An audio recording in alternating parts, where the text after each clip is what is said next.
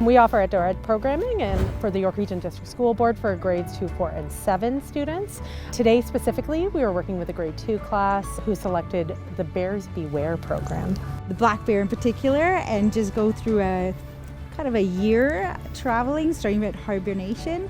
The little grade 2s become mama bears. The possibilities are endless when it comes to identifying the benefits of being outside. Yeah, and it's nice to reconnect to the spaces around you, or even create an initial connection to the spaces around you as well. Even learning new things about the spaces, being more aware of where you are and what you can offer to the space and the space can offer to you. This is a Sybil Point Outdoor Education Center, and it's within Sybil Point Provincial Park. The center itself opened up in 2004, and it was kind of a long-term goal to get another center in the north of the board, only because trying to service kids in the north and driving them to a southern center like Vivian or Milne was going to be very challenging in terms of geographic and timing. So we are able to use the entire provincial park within limits. I mean, sometimes we just don't have time to walk to all the different places, but our favorite places, of course, would be the forested area near the campgrounds and, of course, the lakeshore beach area. So we have a chance to see Georgina Island, and that's something that, of course, when the students hear about the land acknowledgement every morning, getting to actually connect to that place is a magic moment, because sometimes it's just a word, and now they get to connect it to the actual place and make that personal connection.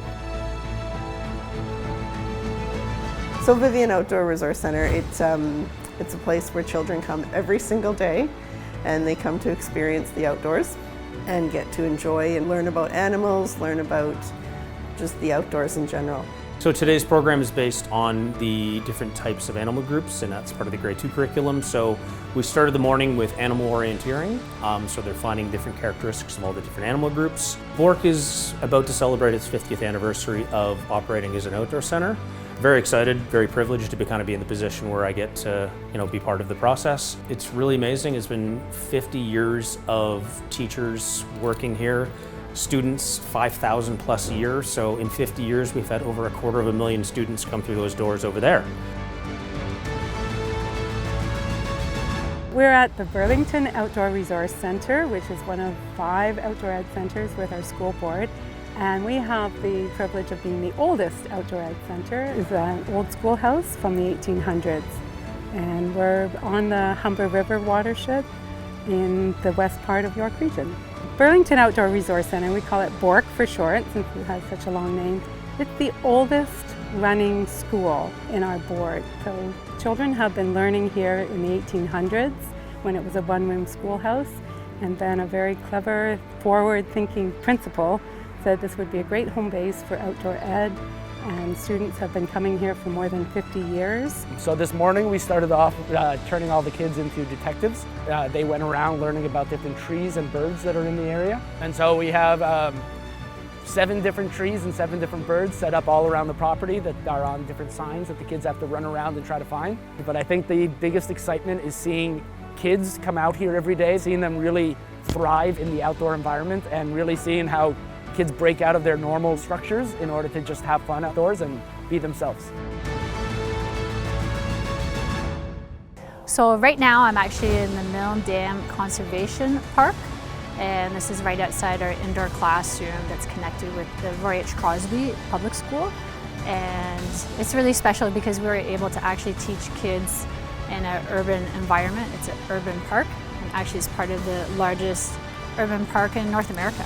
So we talk to the kids about how do they use water and how can they conserve water, how can they clean water, but we do it in a fun and interactive way. So right now we just finished our scavenger hunt. I get so excited, honestly, when I see the kids and when they're able to explore and to also feel successful, because particularly if you have students who are really struggling in a regular academic environment inside, and then you put them in this space where they really flourish.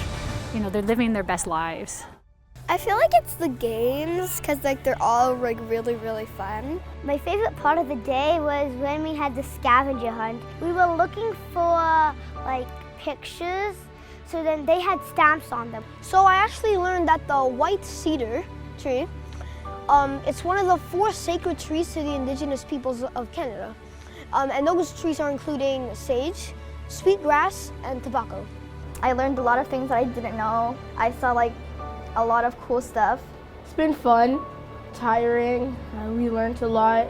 We learned how to build a shelter and how to like survive in the wilderness.